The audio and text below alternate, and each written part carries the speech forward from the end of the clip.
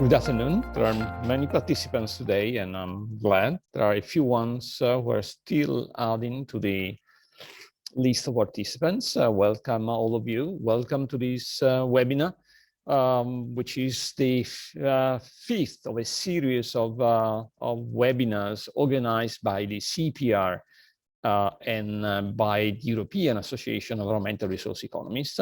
It's a joint series in which we try to bring news, information, updates on climate policy, on different facets of climate policies. And this is particularly crucial, in particular because COP26 is coming next week. There are a lot of expectations, and we may have the time later to talk about this, in particular if there are questions. So please don't hesitate. Ask questions, write the questions in the Q&A section of WebEx, and at the end of the presentation, we will discuss with you and answer your questions. In the meanwhile, let me briefly introduce the topic of this seminar.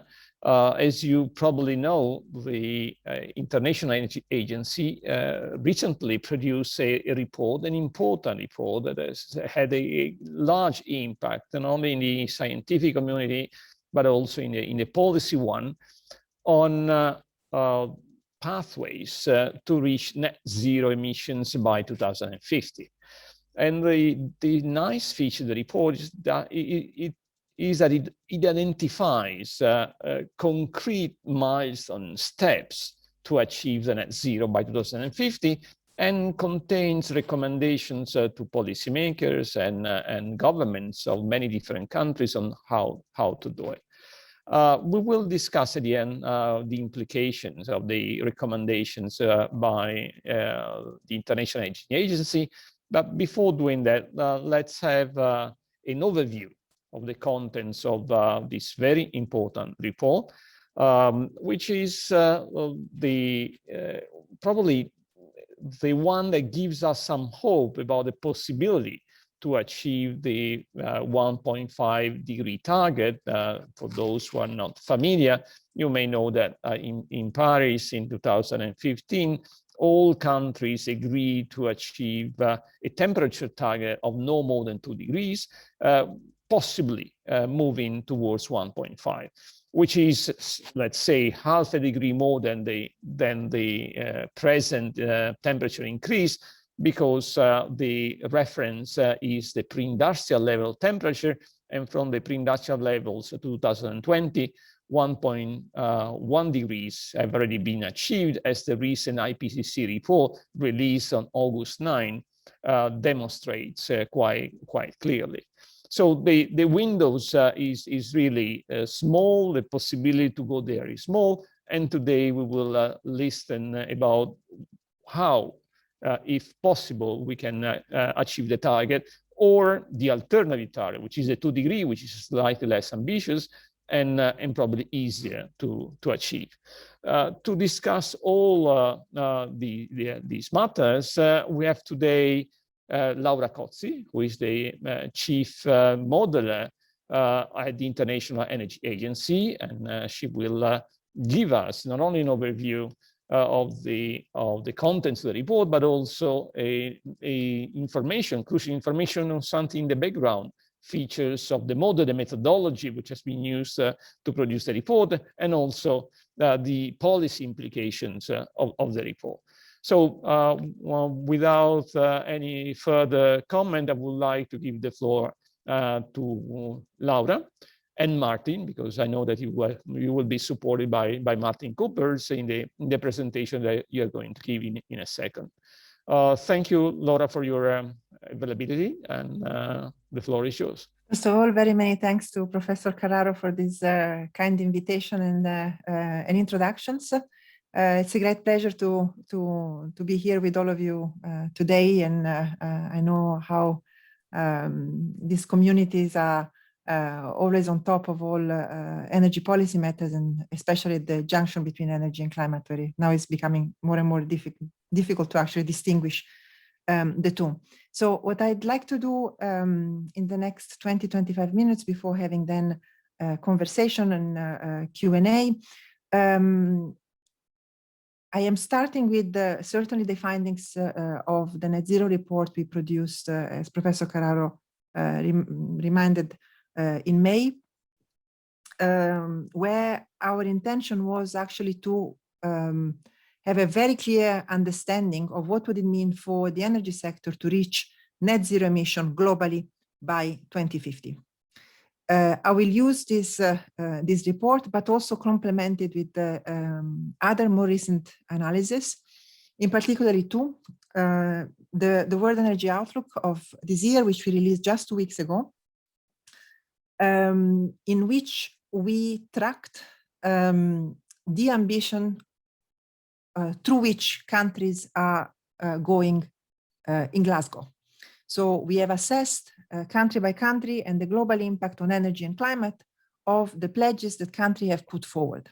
Now, it will be no surprise to any of you that while we are making some significant improvement, what we have on the table for Glasgow still falls short on reaching net zero by 2050. So I'll spend some time understanding what could we do to fill this gap, to raise the ambition in Glasgow and above, and conclude with something we released just today as an update for the G20 Leaders Summit that is taking place in Italy this weekend on what are countries doing in terms of sustainable recoveries and how this match vis-a-vis a net zero by 2050. So without any further ado, let me start sharing the screen. As I mentioned earlier, and as Professor Carraro mentioned, so we had a momentous moment in energy and climate in 2015 with the Paris Agreement.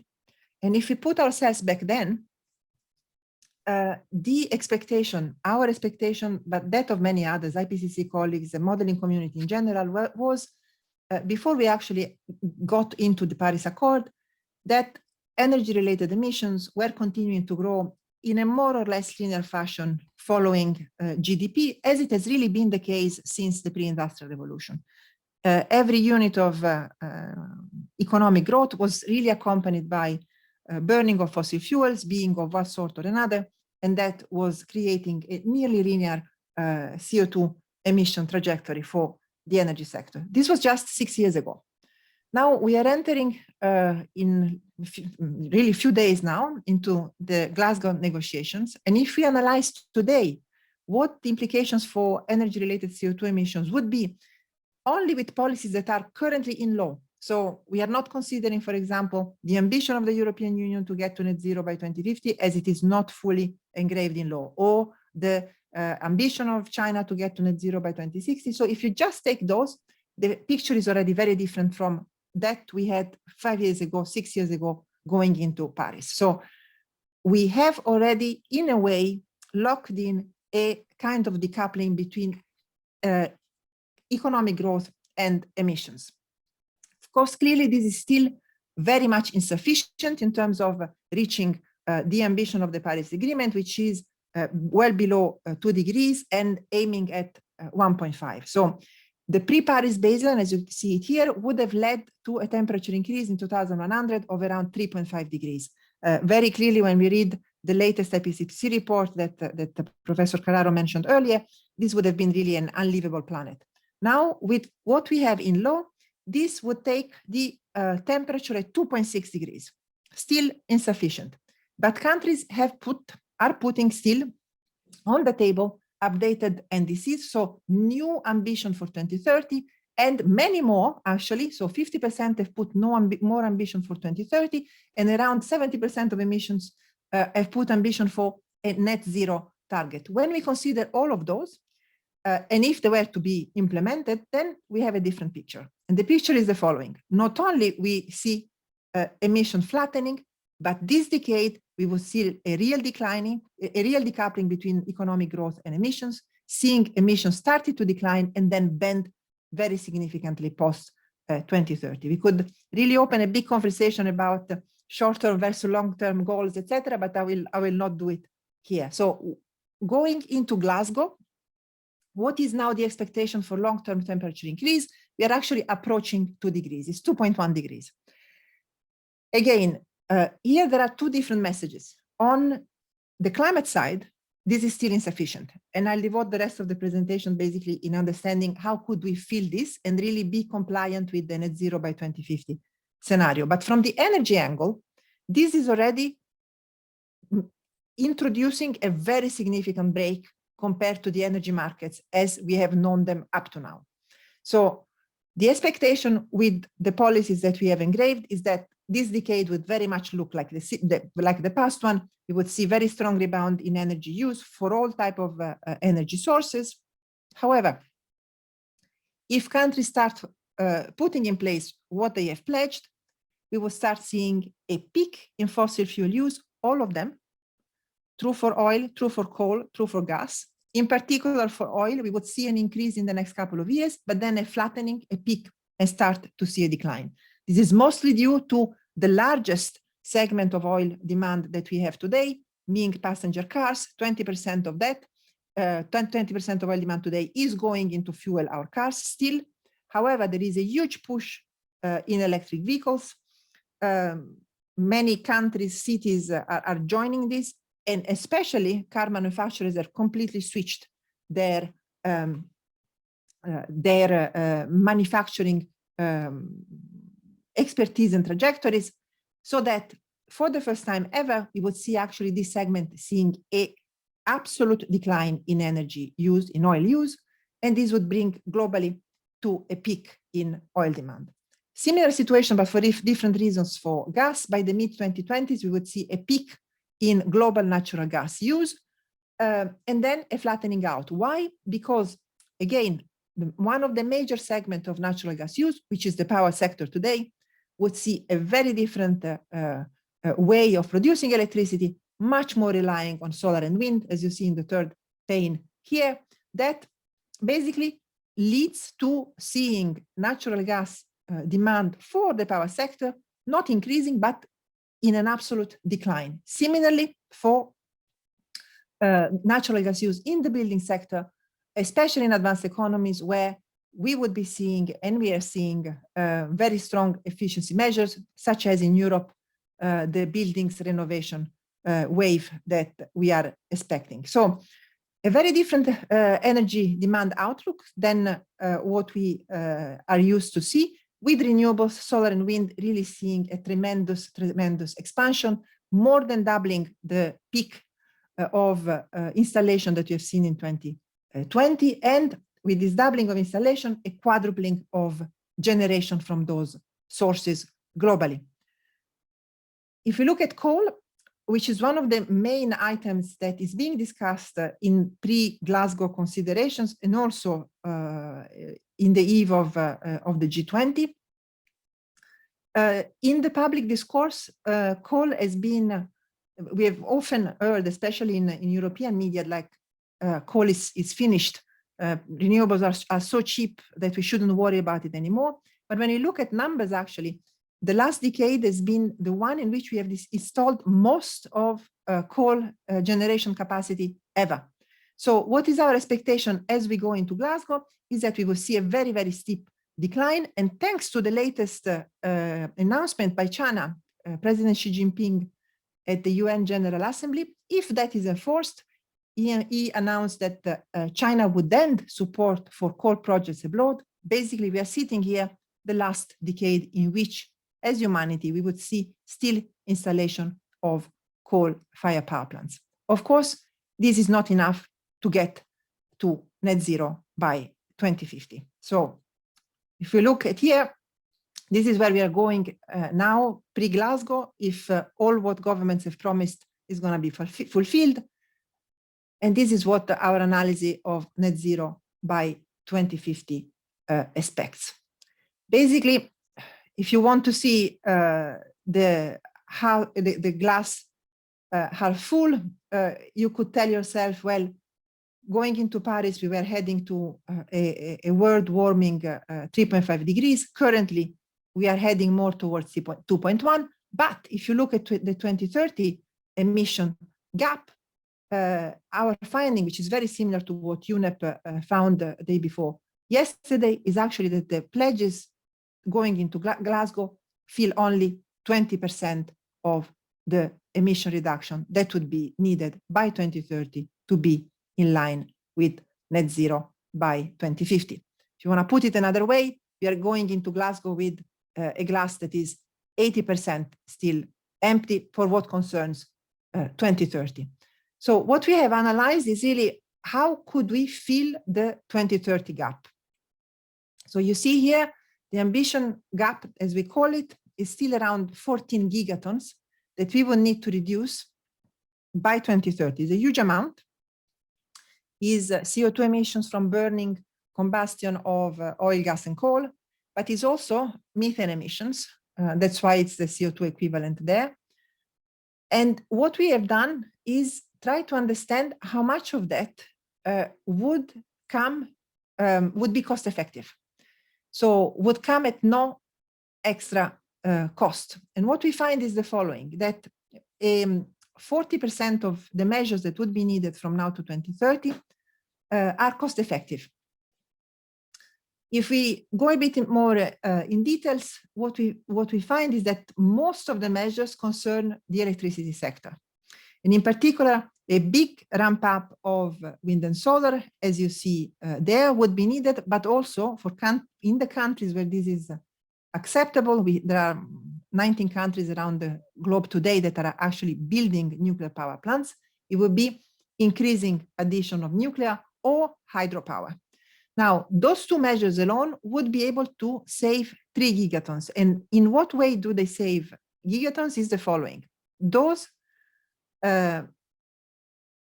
technologies in the countries that we have analyzed would be the cheapest way to produce electricity, even once you include all system costs. So for the consumer, they would lead to either the same electricity prices or lower compared to where we are currently heading. The key point is actually starting to eating up on the existing coal assets. So you remember the previous slide, I showed that there has been a huge amount of coal installation, mostly in Asia. So the average age of coal-fired asset today in Asia is 13 and a half years old, very young.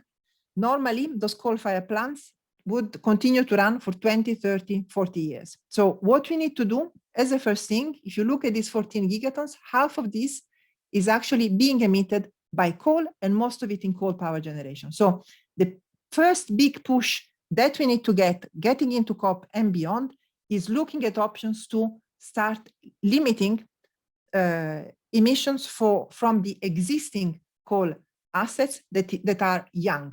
So substituting this electricity by forms that are now cheaper, solar, wind, and in some cases, other low carbon options. So this would be the first area where there should be discussion about increasing ambition. The second one is methane abatement. So you may have heard very recently the US, the European Union, bringing together a coalition for cutting methane emission 30% by 2030. Clearly, we consider this as a step in the right direction, but our analysis shows that it's not 30% and one can cut cost effective, it's actually 75%. So we do see a possibility to increase ambition there. It was good to see Saudi Arabia also joining the group very recently this weekend, actually. But we do see really a large amount of options out there, especially for importing countries that could leverage asking for those type of technology to be that prevent the leak to be implemented. So our assessment is that the technology is cheap and adds in most cases very little, close to zero to natural gas prices. And finally, two other areas that we are identifying as critical: energy efficiency. In our analysis, to get to net zero, the productivity of energy or energy efficiency, if you look at the other way around, has to really increase significantly compared to what we have done in the past decade. nearly twice as much, but this can happen basically through two ways. One is what you see next there is the electrification. So we are seeing electric vehicles going very well. We think that they could be pushed even further, and we are quite optimistic that with new announcements in the years to come, this can actually be materialized. So the electrification bring by itself energy intensity improvements, but there is another component of energy efficiency in itself, and two areas in particular we are seeing as critical. The first is minimum energy performance standard in things like appliances that are growing very much in the emerging world, on appliances and standards that we currently are the norm in most European countries, in Asia, in Japan and Korea. So just a more spreading more those technologies that we currently already have on the market. And the other would be trucks, for which we are not seeing immediately a viable cost competitive option, but where we do see fuel economy standards to be able to bring down emission in the short term. Now, this brings us 40% to the way there. The remainder are, in a nutshell, the same type of measures, but that would come to a cost, to a net overall cost. Another big bucket is anything that has to do with behavior changes, recycling and reuse. We find that would close another 20% of the gap. It could be, in many cases, cost effective. Very difficult to really assess in which case it is or it is not. So we left it out from our cost effective technology analysis, but it's there. And we do see an increasing interest from consumers, from companies to taking those up. And the very final part, which accounts for 20-25%, is actually innovation. For us, innovation is very important in the second part of the period, so post 2030. But if you don't start now, you don't come to 2030 with the technologies you need to abate shipping, aviation, steel, cement. So is a head start to start seeing cost reduction in these sectors. It doesn't materialize immediately with the very large emission reduction by 2030, but is essential for the second part of the period. Now, if we go in a world that is fully compatible with net zero, what happens to international trade in terms of energy changes quite dramatically. So today, oil and natural gas are really the main commodities that are traded globally. The world we are going into Glasgow starts seeing some changes, with oil becoming less important and critical minerals and hydrogen becoming larger. In a net zero by 2050 scenario, you see there that international trade changes very dramatically. And there are two implications for us. First, in fact, you can say three. First, oil doesn't fully disappear. It becomes very concentrated. So oil security doesn't fully go away. It remains a concern, especially the concentration of those resources. But we need to start looking at trade and security for two key aspects. Critical minerals is one. What are those critical minerals? It can be lithium, it can be cobalt. So it's all the minerals that are needed, for example, in the wires for the electricity sector, in the batteries for our electric cars, in offshore wind turbines. So the energy transition requires a very large amount of those. Most of those are actually traded. And we are alerting governments that while the resources are there, there may be at times mismatches between what is needed and the supply, because this supply is similarly to oil and natural gas, very concentrated. And the second big item that you see there is actually hydrogen. Hydrogen that may come in different forms. So it's not only hydrogen, it's also hydrogen-based fuels. So it could be ammonia or synthetic fuels. But this would be growing and would be growing very strongly, notwithstanding the fact that we expect that most countries would actually produce the hydrogen domestically, for example, through electrolysis, as both wind continue their cost decline, especially offshore wind, and solar. So there would be many countries that would take the domestic route for hydrogen production, but our analysis shows that there will continue to be a cost differential between some resource holders and the consumers of hydrogen. So hydrogen will start becoming an important energy commodity in the years to come. Another implication that we are seeing actually, I'd say, in the markets today is where are investments going and whether this transition is going to be a smooth one and where investments should be going. So currently, our expectation for this year is that for oil and gas production investment, globally, we are investing more or less in line with what would be needed in a net zero scenario. Now, what is happening at the same time is that we are a factor 3 lower in what would be needed in clean energy and infrastructure investment. Now, very often when we present this slide, people think, oh, we are not investing enough in renewables, which is certainly an important part of the story. We are not scaling up renewables enough. So we need, if you want to reach net zero by 2050, we need to scale up by 4 the installation of renewables from now to 2030. So therefore, investment need to ramp up very significantly. However, the key area where we are not investing enough is really anything that has to do with demand. So we are currently investing in supply as if demand for oil, demand for gas, demand for coal would start declining this year and the following. But this is not currently the case. We have seen in Europe gas demand going up very strongly, China and India coal demand going up very strongly. So we are seeing a mismatch between what is being invested.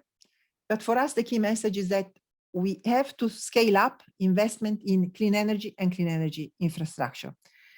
If this doesn't happen, we will continue to see these bumpy roads that we are experiencing now for the foreseeable future. So transition-related spending, especially for what concerns demand, so energy efficiency, electrification, biofuels, etc., is really not ramping up at the scale that is needed to be able to say that the oil and gas production investment aligned with net zero would lead to a smooth transition. Now, I mentioned innovation. This is the other area that in our net zero scenario was absolutely critical. So while we have basically all the technology we need to reduce the emission, as I've shown in the previous slide, by 2030, when we do the analysis to 2050, and you break up where the emission reduction comes from, only 50% of the technologies needed to get to net zero by 2050 are in the market today. So we need a huge innovation push. Here we have in this cloud some of the key technologies that are actually being picked up by our technology-rich model to get to net zero by 2050. Let me mention 2 or 3 here that for us are really, really essential. Meaning, what does it mean essential is that we did a lot of model runs taking out some of the technologies to see if getting to the net zero was still possible.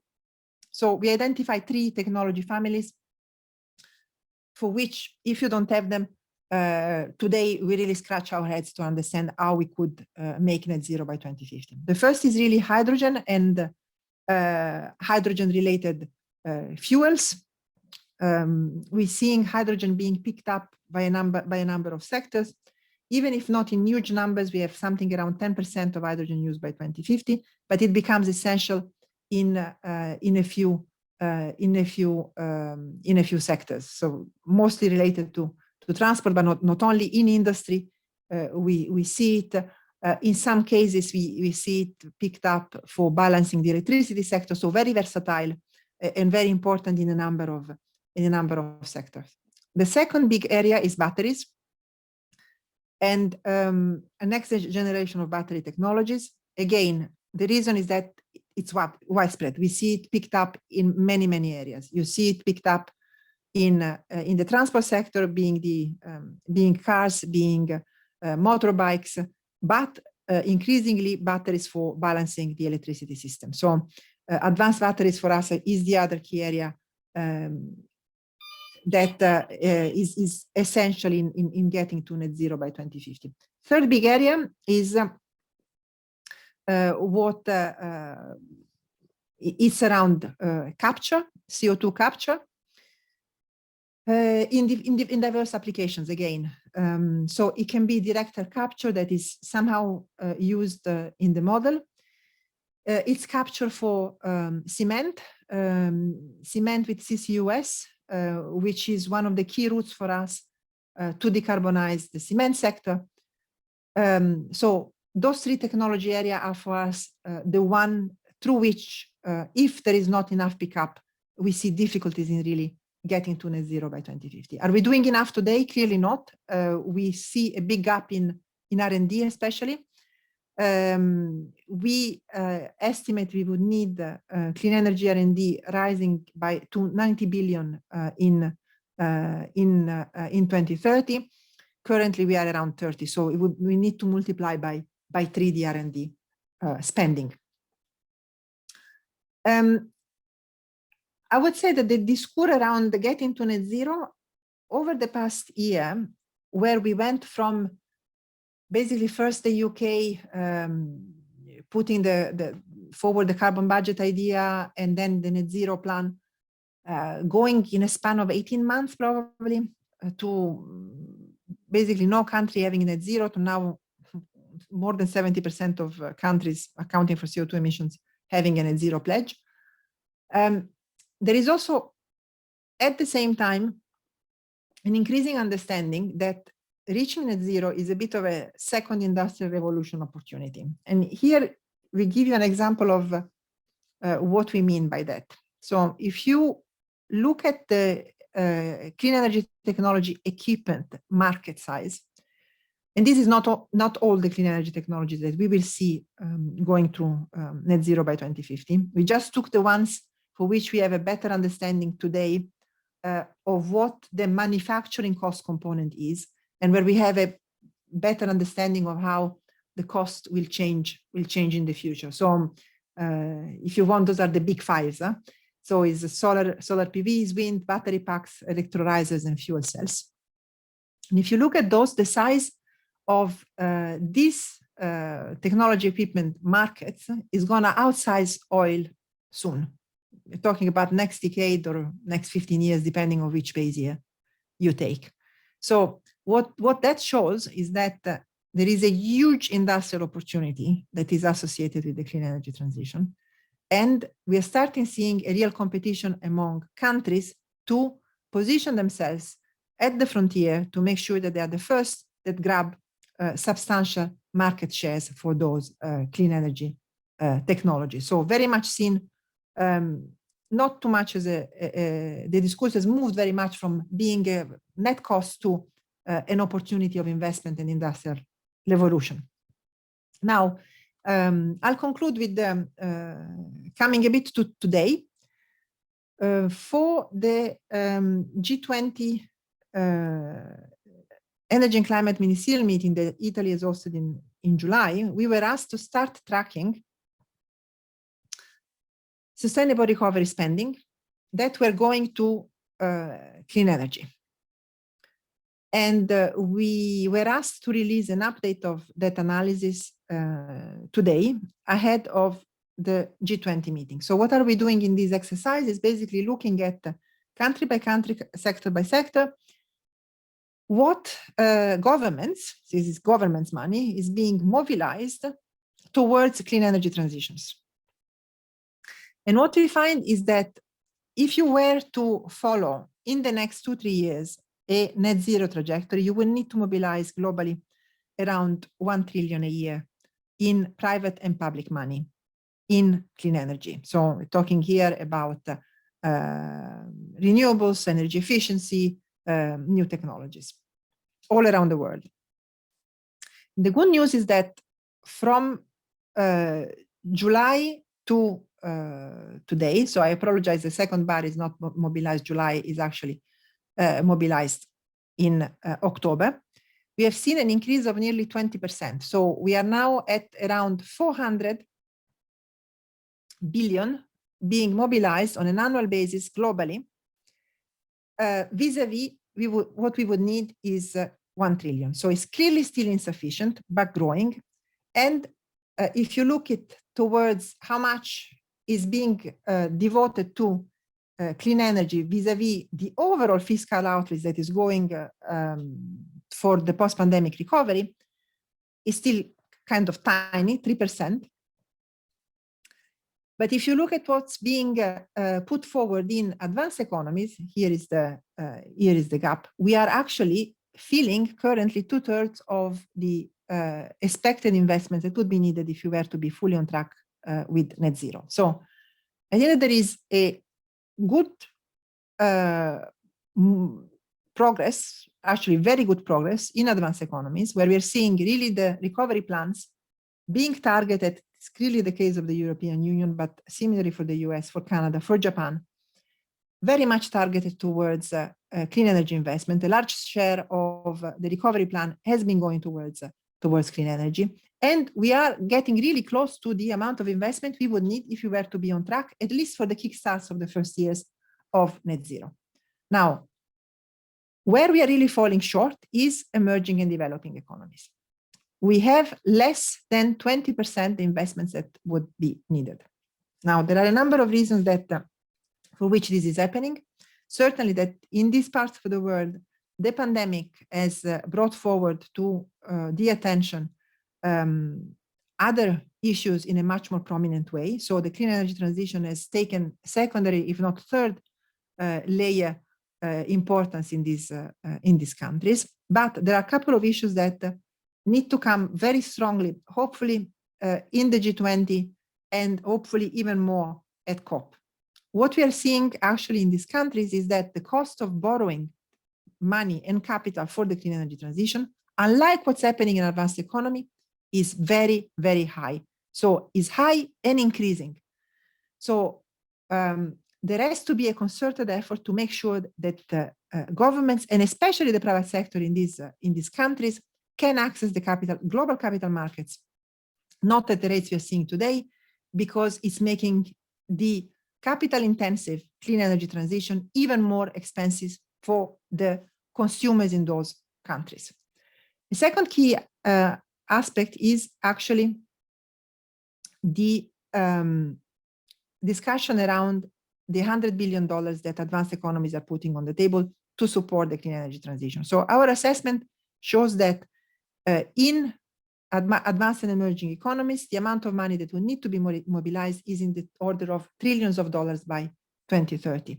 So we think that we need to start having a bit more a grown-up conversation in the room, where it's clear that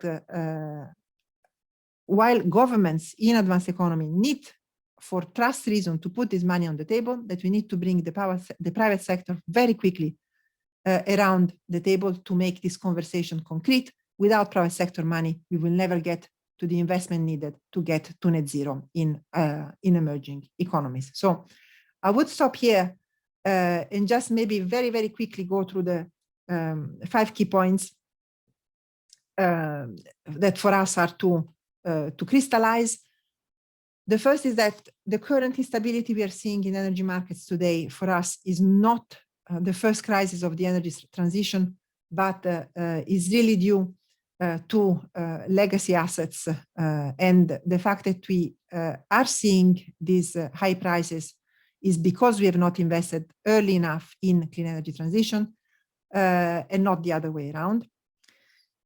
Going into COP for us, there has to be a laser focus on 3+1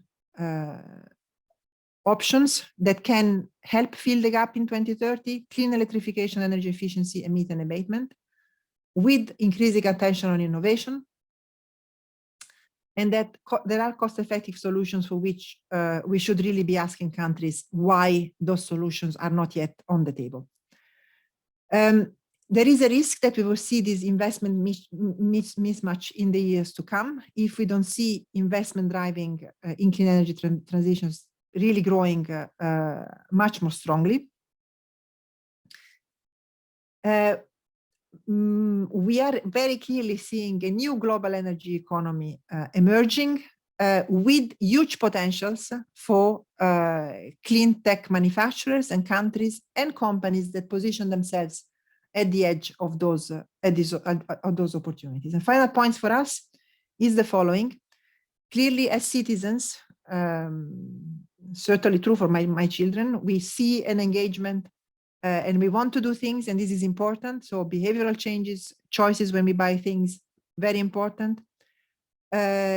Companies very much engaging more and more ESG in the finance sector, also critical. So every actor has a role to play, but in all our analysis, it's very clear that without a very strong government signal, it's going to be impossible to reach the type of transformation that is required to reach net zero by 2050. So we are very much hoping for governments to give a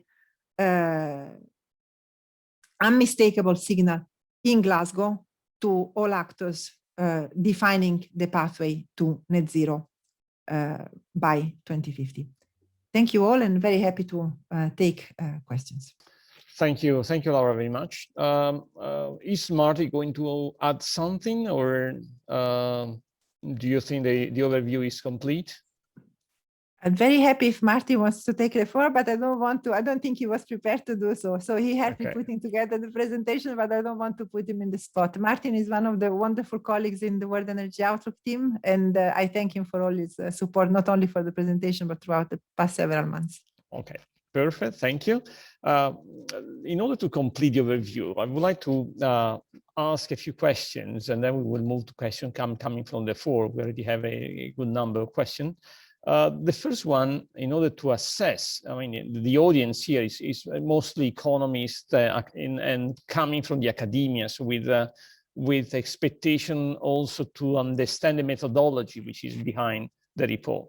So what kind of models, not just one, models have been used, and how which part of the report are more reliable from your viewpoint, and which ones are more based on models and other ones are on guess or information coming from experts? So in a way, the reason why maybe some people think we took long to actually come out with the net zero by 2050 scenario is that we took quite some time to prepare the modeling architecture. So we have at the IEA two types of models. We have the World Energy Model, which is more a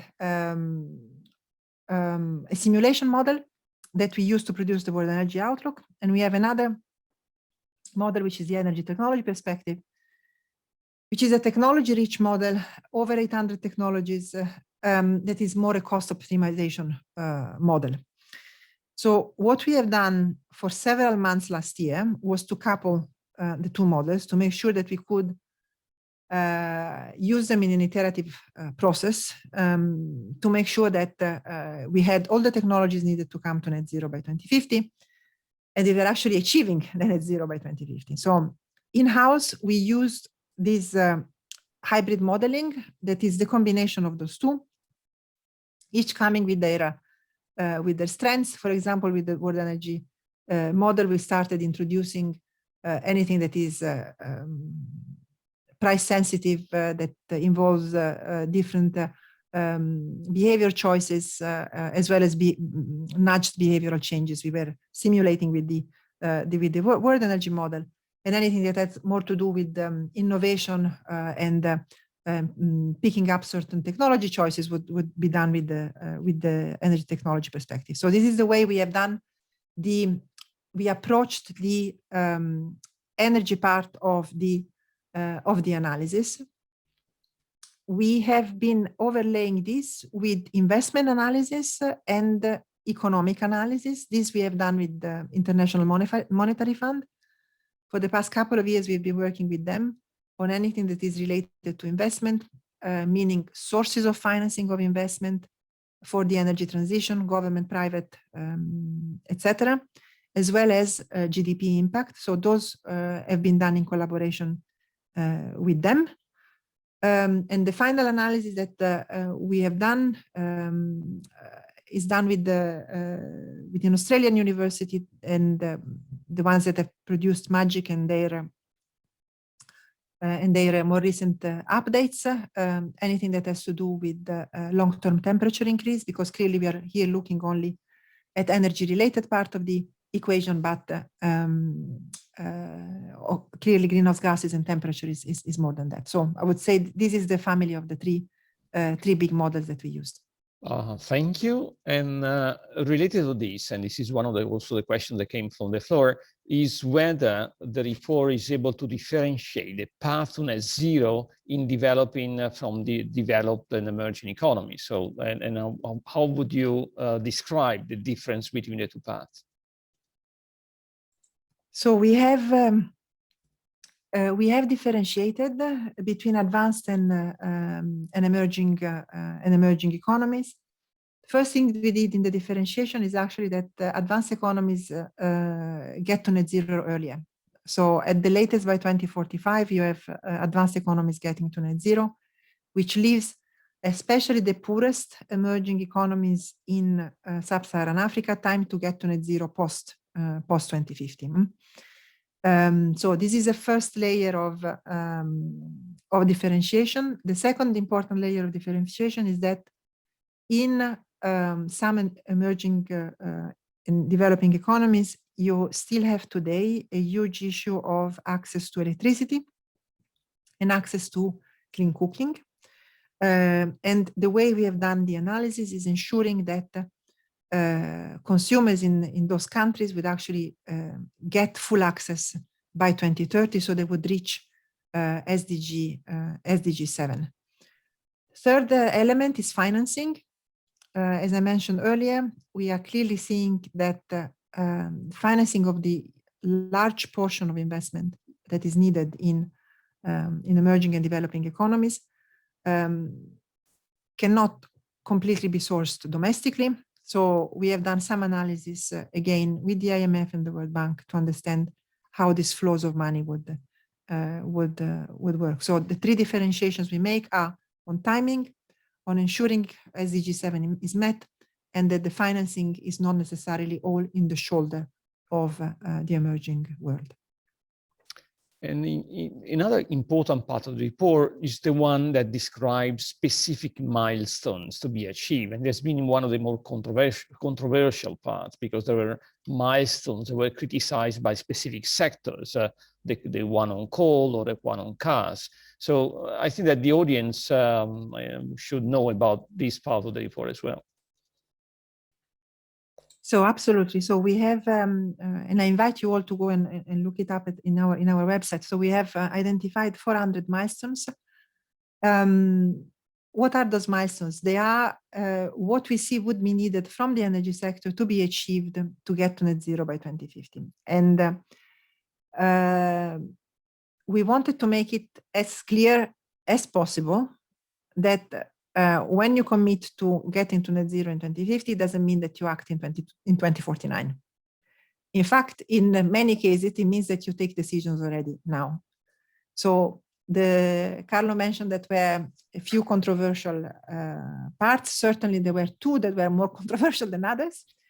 What we find is that basically, the first one is that as of the end of this year, you would need no new investment decision in unabated coal-fired power plants. So basically, you have, I think it's 140 gigawatts this is currently being built. You end those, but you don't give a green light for anything more than that. And the second that created a lot of discussion is about oil and gas, because what we find is that if you put in place all the demand measures that you need to see basically fossil fuel demand going very rapidly down in the next decade, and even more so after this decade, the amount of investment is very, very much the slide that I showed earlier. The amount of investment we have been seeing over the past couple of years is actually enough to satisfy that demand. So you wouldn't need new investment in oil and gas as of now on. Now, clearly, you cannot take one milestone and just say, if I fulfill this, everything is going to be fine. It's everything together that makes sense. If you take only one and you don't do the rest, you have mismatches. So another thing that I think is going to be probably be interesting for the audience, we always do is the way we do those reports. We have one or more workshops in which we consult with the experts globally. Then we go to peer review. Then we receive all this clearly criticism because this is why you do peer review, and then we publish. And now what I want to say is that when we did peer review for this specific report, we had, I think, something between 150 and 200 experts that reviewed it, and the feedback has been the same for everyone. Every person that reviewed it was, for this specific sector, say expert in sector X, the amount that you have to 2030 is too high. For every sector, from energy efficiency to electric vehicles, so hydrogen, to everyone said this is just the scale up, the ramp up that you need from now to 2030 is just beyond what we are considering now. But I think for us was important to say, okay, if we really talk about net zero by 2050, this is what we are talking about. So from now on, we can have really a conversation of what is achievable. But we wanted to be extremely clear in what net zero by 2050 means for each of the sectors. Very clear. In your presentation, you mentioned the difference between the pledges, the policies, the ambitions pledged in Paris and the ones that would that you expect to be decided, or the commitments to be taken in Glasgow. But how confident are you, and what do you think will countries decide in Glasgow in a few days? So I think clearly not all the pledges have the same values, meaning expectations between what is being put on the table and the implementation may have gaps. So some may be too ambitious, and some may actually be not ambitious enough. And what do I mean by not ambitious enough is not that the target in itself is not ambitious enough, but actually the country is very likely to do more than what they're stating. So very clearly what you're seeing now in some cases is a negotiating position. There are countries that by the way they do policy making, they do 5-year plans. And what we have seen consistently over the past several years is that the 5-year plans on anything that concerned renewables or low carbon technologies were always overachieved. So we would see, we would have expectations from those countries that actually whatever the position will be in Glasgow is that the realization in the country will actually be more. In other cases is that we see a very high level of ambition. I will not say names, but I hope you will understand. The level of ambition is very high, but maybe the domestic processes will actually rein in the overall ambition level. I think for us, what is very robust is that the direction is very clear. We have such a high momentum now on clean energy transition, on renewables, on electric vehicles, that this is not going to be stopped, whatever the level of ambition in Glasgow. For me, the question is how quickly we will get to net zero. Yeah, and I think that this is an answer that connects directly to some of the questions that we received. We already have many, so I would like to move to the questions given the time constraint. One is exactly on this modern one, on technology. If extra wind and solar power, this is coming from Frank Benmans, extra wind and solar power is cost effective, why is it not installed? So what the investment barriers? So why is there such a big difference from what is needed and what is done, given that the price of renewable is lower? I think this is an excellent question, and this is really what's happening on the ground that matters. First of all, I would say that there is not a unique answer. But I would articulate the answer the following way. First, this is most common in emerging and developing economies. Second, in emerging and developing economies, the understanding of solar and wind is not everywhere at the same level that we may have in Europe. So in some cases, designing an auction scheme and be confident that at the level of solar and wind integration that you're talking about, you don't start having integration problem is not there yet. So there is still, in some cases, a policy fear. And we are working with a lot of those governments to make them understand that you start having integration problems only when you reach certain levels of solar and wind, not when you start at very low basis, which is the case in many countries in developing Asia, in Sub-Saharan Africa. Latin America is a bit more advanced. But there is first a pure policy knowledge. Second, there is an investment and there is a real investment issue. So if you are a wind developer in Europe today, you go and get a loan, you go and borrow money, and if you are in Germany, you can get anything between 1–3% in terms of capital cost. If you are a wind developer that wants to do the same thing in Southeast Asia today, India, make another case, you are talking about something that is 10–15% of cost of capital. Now, this changes your LCOE. So the fact, even if the technology costs exactly the same, since it's a capital intensive technology, your electricity cost skyrockets.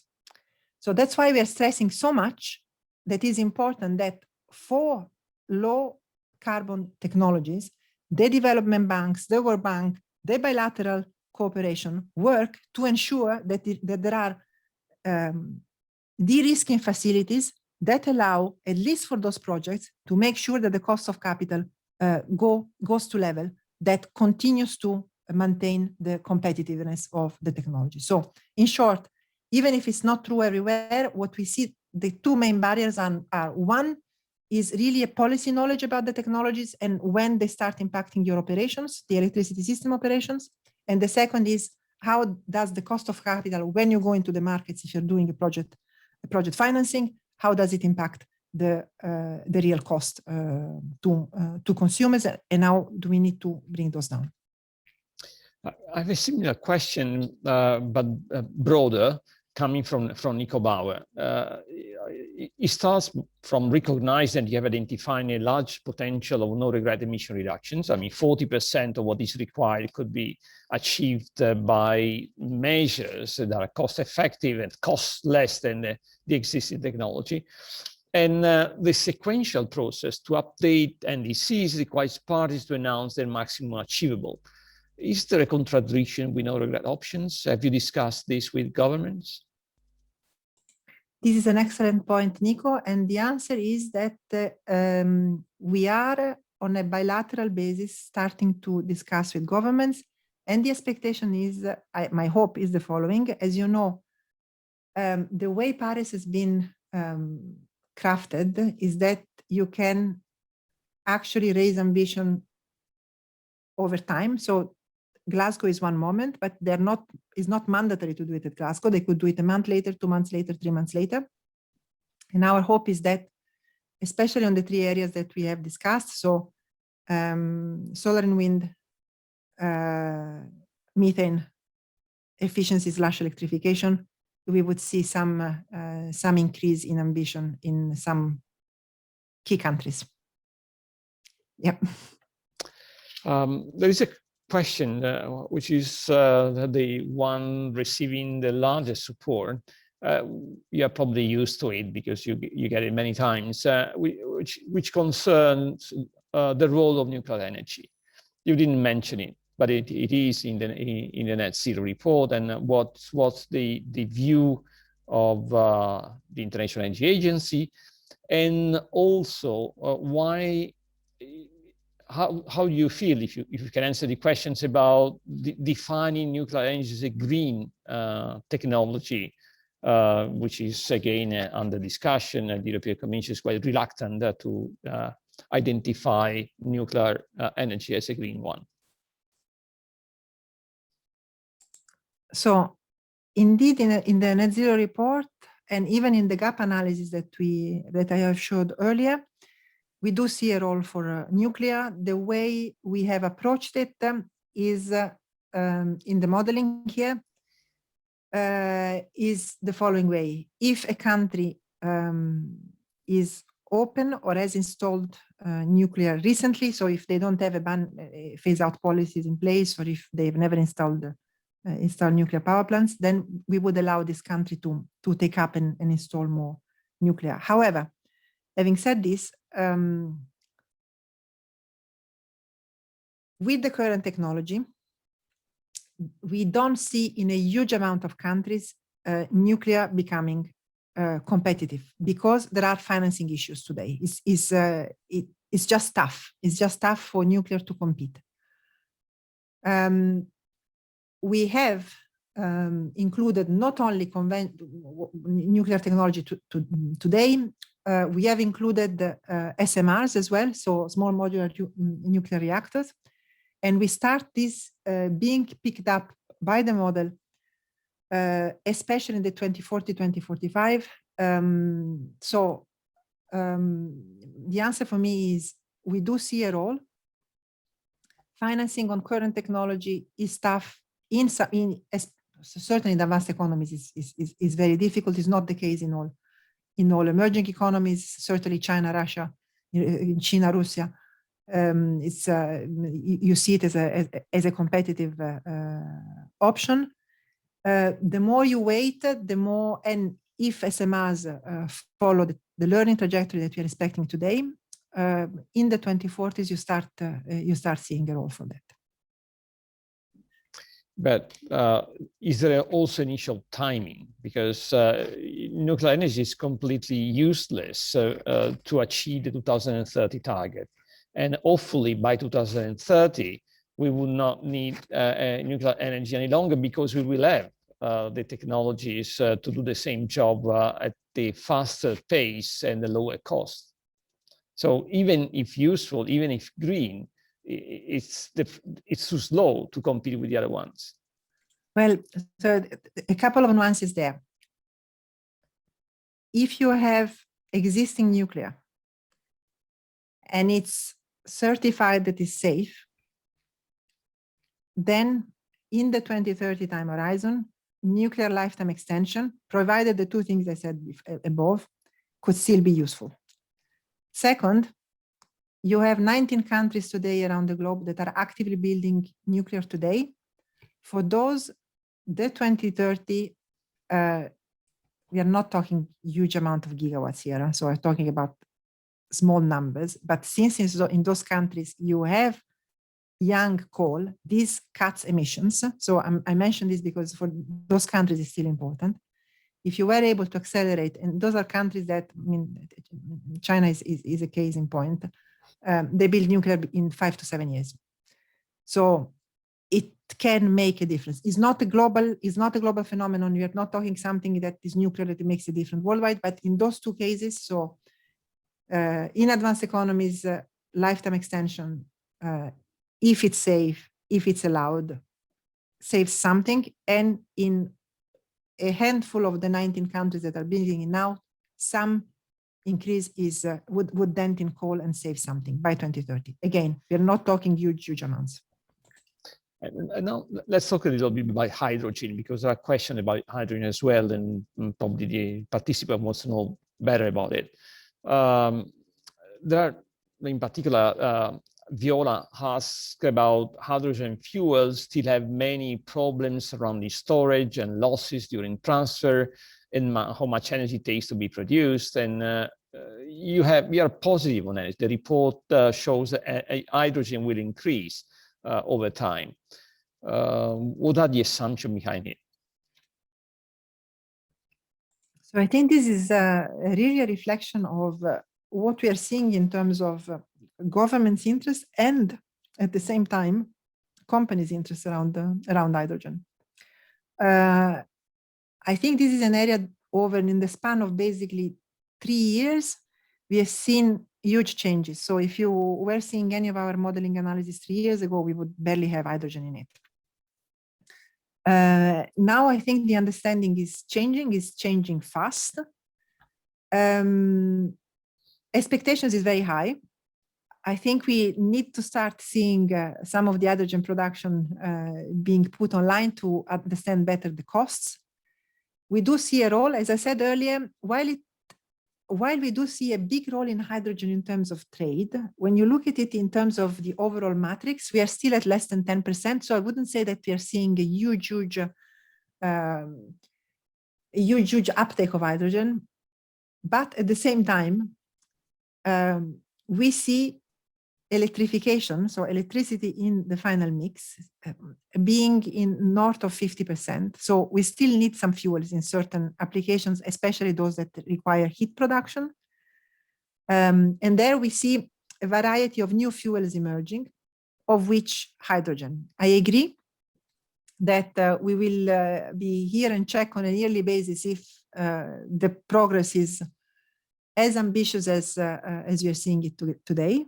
But currently there is a lot of expectations, certainly from at our end. We just read the Global Hydrogen Review again. Very optimistic new numbers coming out both from industries and governments. Talking about cost, the report is quite clear about the investments which are necessary, which are required to achieve net zero. So you have a dimension of the financial needs, but can you say something about the macroeconomic cost of the transition to net zero? So this is we have done analysis with the IMF, coupling investment needs, sources of financing coming from our model and their macro models to 2030. And what we find is that we stopped in 2030 because I think both us and them felt that we were already stretching it. And by 2030, we see a net positive macro gain that you have from the wave of investment in clean energy transition. This is a global net result. Of course, you would have net losses in certain countries. Obviously, the ones that are big oil and gas and coal producers would have a net loss. And we have also done an analysis on employment component. Again, what we find is that there is a net positive employment global job creation, but at the same time 5 million job losses. So you have around 15 directly in the energy sector, 15 million created directly in the energy sector, another 15 million in energy related industries, but 5 million job losses by now, from now to 2030. So you have net positive global results, but very clearly there are countries and communities that would be losing off. And again, here I'm going to say something that is more political than technical. That's why we have actually put together a global commission that we call People Center, that yesterday released their first recommendations on how to get to net zero with every people at the center. That was really looking at job implications and fossil fuel resource holders, how they could be accompanied to make sure that there is not major macro losses. And we have a bunch of questions on policy instruments, question on the role of carbon pricing in the scenarios that you have described, and another question on what are the most efficient and effective environmental policy instruments to be used to achieve net zero. What do you say about policy instruments to be adopted, both in terms of recommendation and in terms of assumption, because there are assumptions about instruments in the scenario? So what we have used is really a bunch of instruments. So carbon pricing is one of those, but is not the only one. So we see, for example, minimum energy performance standards on efficiency playing a role. To be very honest, we see, for example, a big wave of buildings retrofit happening. You don't see that happening if you just use carbon pricing. So you need to use other levers that may be fiscal, there may be in some cases, they're just bans. So we were selling certain type of technology and giving incentives at the start for the lower carbon option. So in this scenario, we really use a very large bouquet of policy options that are different country by country and sector by sector. So what is common to everywhere is carbon pricing starting to lower levels, increasing and being more and more widespread across the overall economy. This we use everywhere. Minimum energy performance standards and efficiency measures being used everywhere.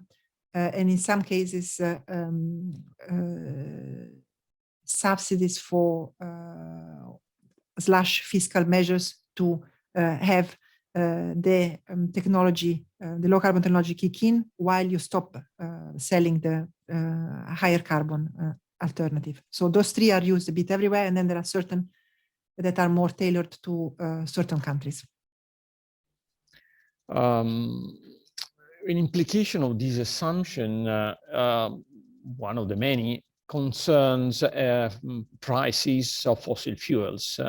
Can you tell something on projected prices of fossil fuels under the Paris scenarios and the Glasgow pledges scenarios?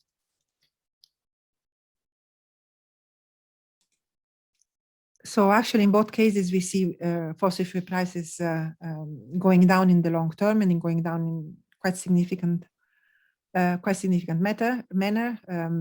It's kind of obvious from you translate the milestones when we say that the milestones you don't need new oil and gas fields. So it's obvious that the supply demand equation then see oil prices going down. It's slightly different in the Glasgow one, because while we see coal demand going down very quickly already in this decade, you don't see the same profile for natural gas and oil, which basically continue to grow for a few years and then start wading off. And in both cases, you actually need investment in new supplies. So you see oil and gas prices rebounding and remaining high to the 2030s, and then only after that starting flattening and going down.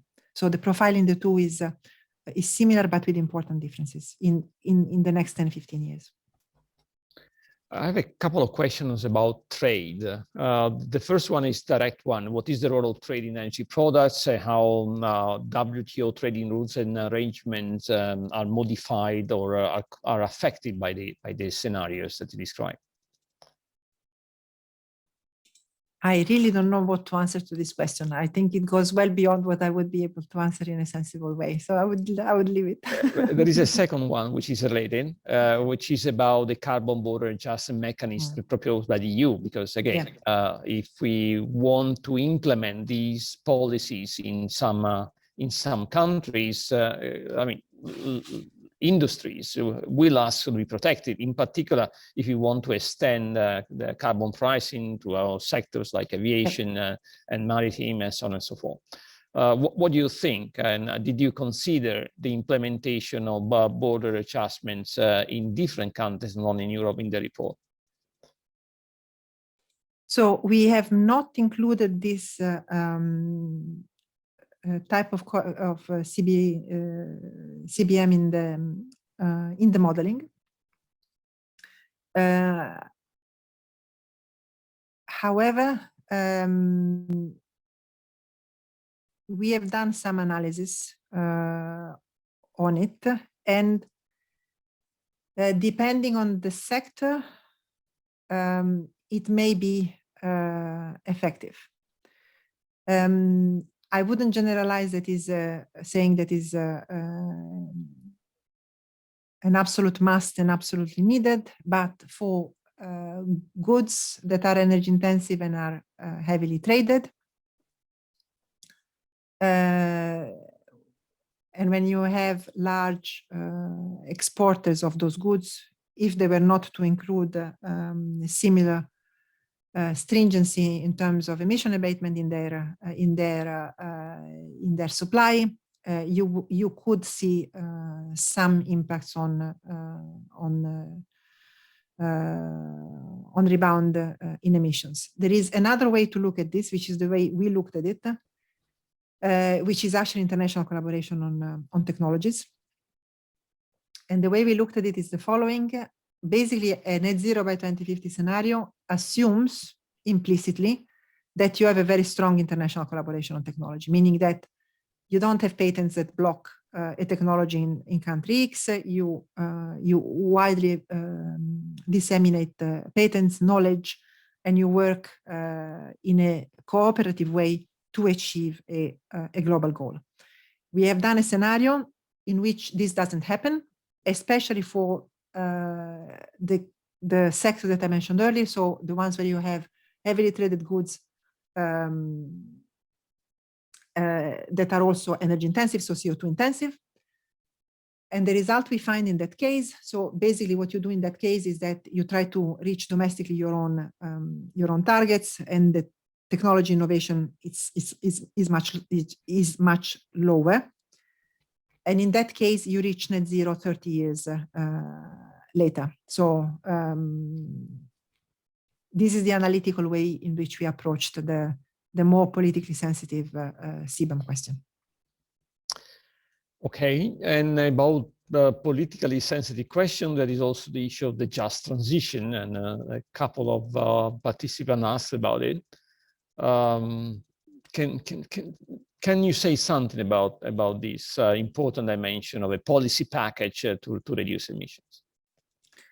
So for us, this is clearly something where we are paying a lot of attention. We have, as I mentioned earlier, from a political point of view, put together a group of 40 ministers around the world, mostly from emerging economies, to discuss the issue of just transition. Just transition they have many different elements into it. So I think that the elements of workers and workers in certain sectors is one that was discussed in basically all the meetings of the Commission, who met at different levels several times this year. So the issue of workers was the one that was very clearly very high in their minds. And I'd say supported from our analysis that you would see potentially 5 million job losses over this decade. So this is not a small number. The second issue was the affordability issue, because you clearly have poorest part of the population in advanced economies and across countries, the poorest countries, where you need to make sure that energy remains affordable. So this was the second big theme that was discussed by the members of the Commission, equally supported by our analysis. And in this area, I think we were able to give a bit more reassurance here, because we could see a pathway to create policies to protect the poorest and most vulnerable. As overall, we see actually energy bills going down in advanced economies, and the share of energy bills in overall income going down in most economies. So there would be ways to make sure that the poorest part of the population, through certain forms of subsidies and carefully crafted policies, could be protected. And third, there is the aspect of poor really access to electricity and clean cooking to those that currently don't have it. And here the pandemic, I have to say, has created an extra layer of difficulty, because we are monitoring access to electricity to actually going backwards instead of progressing this year, 2021 and 2020, after 7 years in which we had seen declining number of people not having access to electricity. So certainly this is for us a critical theme that we tried to put forward in the report. So SDG 7 cannot take second order priority vis-a-vis reaching net zero. But again, the only thing I can say is that we are trying with analytical tools to provide instruments to policymakers and make this very high on the agenda. If I conclude this just saying what our executive director is saying, for him, he said that the advice to every country that we're giving now is that when you put forward the EV policy or a renewable auction policy or a grid extension policy, at the same time, there has to be a package that looks at affordability and jobs. So this has to be automatically integrated at the start of any transition policies. Laura, you've been answering very effectively and clearly many questions, but still have 3 short ones, and then it's going to be over because we have no more time. They're all referring to specific technologies, so probably the answer can be quick. The first one is about BECCS. What's the role of BECCS in the net zero?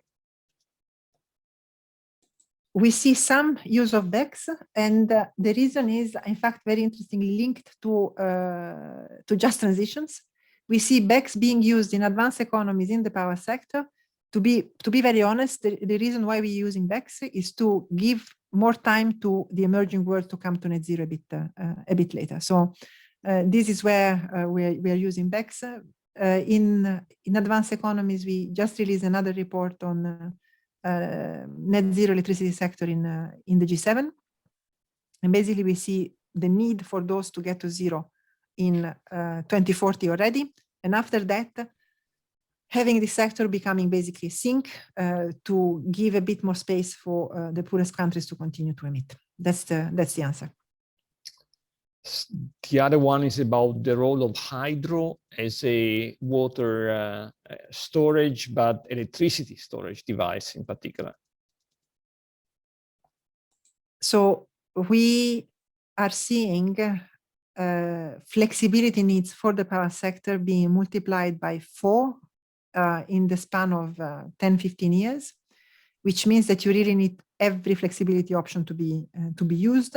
Hydro pump storage are there. We use them wherever they are available.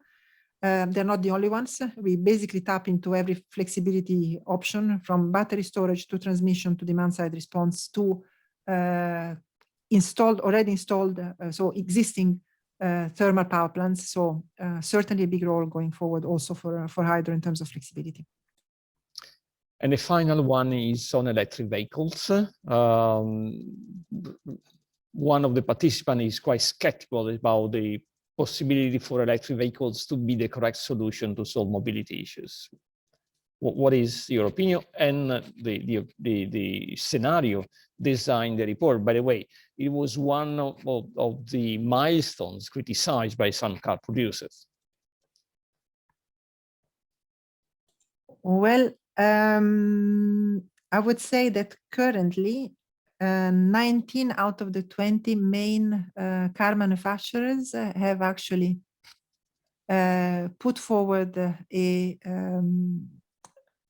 either of the two, either a strategy to get to net zero or to have a fully ZEV, zero emission vehicle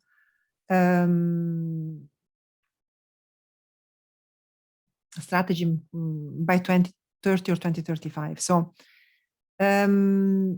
couple of years ago, we were more nuanced about the uptake of electric vehicles. We were seeing other technology options for passenger cars being still on the table. I would say that today the technology uncertainty on this is really narrowing.